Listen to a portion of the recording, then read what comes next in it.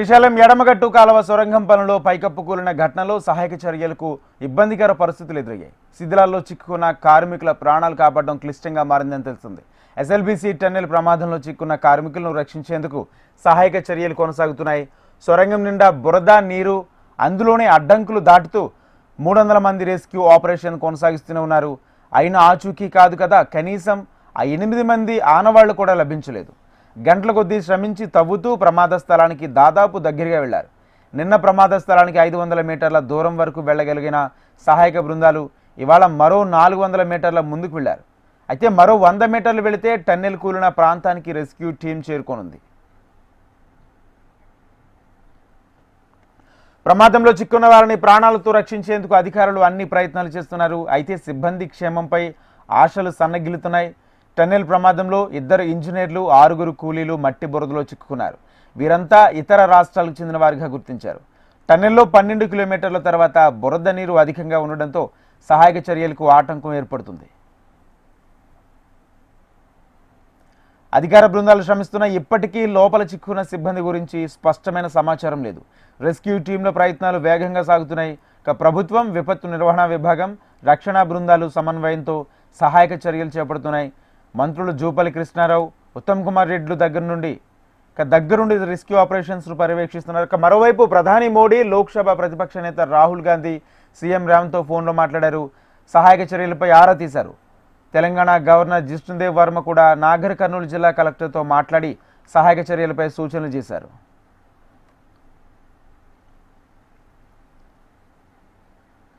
అయితే టన్నెల్లో చిక్కున్న సిబ్బందిని బయటికి తీసుకురావడానికి చివరి ప్రయత్నం చేస్తున్నామంటూ మంత్రులు తెలిపారు.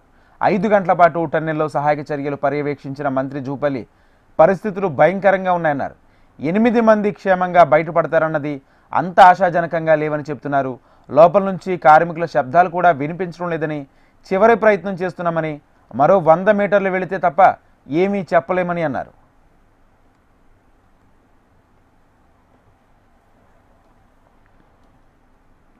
ఇప్పుడు నిన్న జరిగిన సంఘటనకి 8 మంది ఇంజనీర్లు, లేబరు ఆడ స్ట్రక్ అయి ఉన్నారు.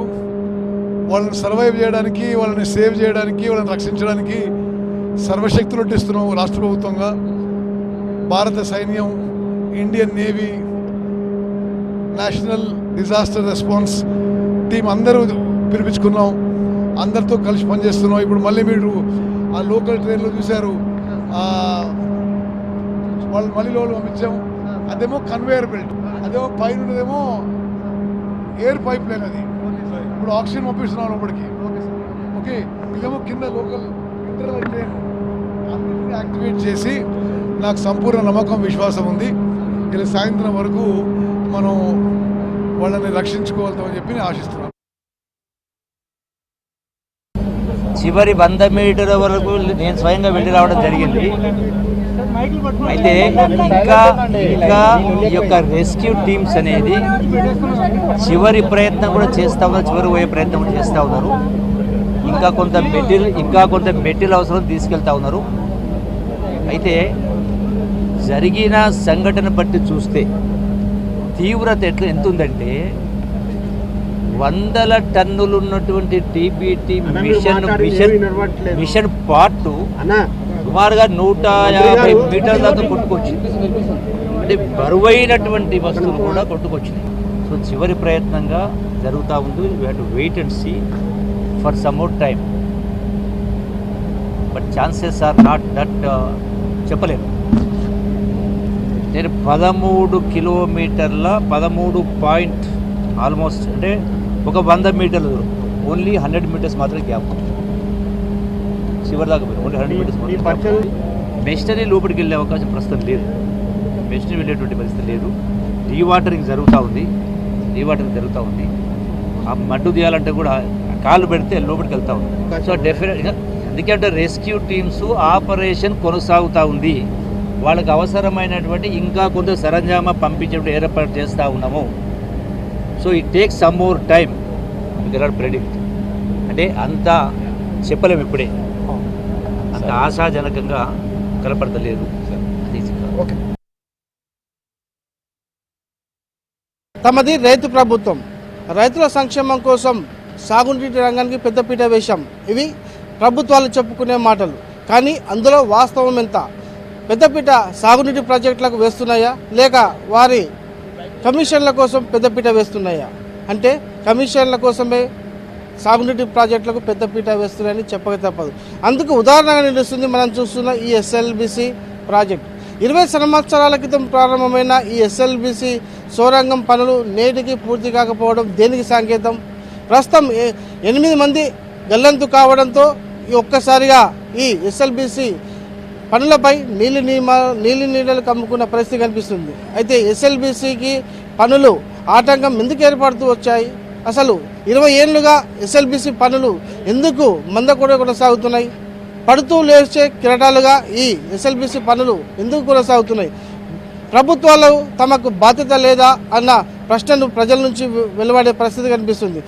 ఉమ్మడి పాలమూరు జిల్లాలో 20 ఏళ్ల క్రితం ప్రారంభమైనటువంటి ఎస్ఎల్బిసి పనులు ఇంత మందకొడిగా కొనసాగడానికి కారణం ఏంటి? హెచ్ఎంటీవీ అందిస్తున్న స్పెషల్ రిపోర్ట్ చూద్దాం. ప్రభుత్వాలు ఎన్ని మారినా పనులు ప్రారంభించుకొని 20 ఏళ్లు గడిచినా ఎస్ఎల్బిసి సొరంగం పనులు మాత్రం ముందుకు సాగడం లేదు. ఏ ప్రభుత్వం వచ్చినా ఏముంది గర్వకారణం అన్న చందంగా ఎస్ఎల్బిసి పనులు మాత్రం అసలు ఎక్కడ వేసిన గొంగడి అక్కడే అన్న చందంగా కొనసాగుతుంది. అయితే ఇటీవల 4-5 రోజుల క్రితం పనులు ప్రారంభించుకొని శుభమా అంటూ వెళుతున్న సమయంలో ఈ దుర్ఘటన చోటు చేసుకోవడంతో ఇప్పుడు పనులపై నీలి మేఘాలు కమ్ముకునే పరిస్థితి నెలకొంది. అసలు ఈ పనులు ఇప్పుడు ముందుకు సాగుతాయా లేదా?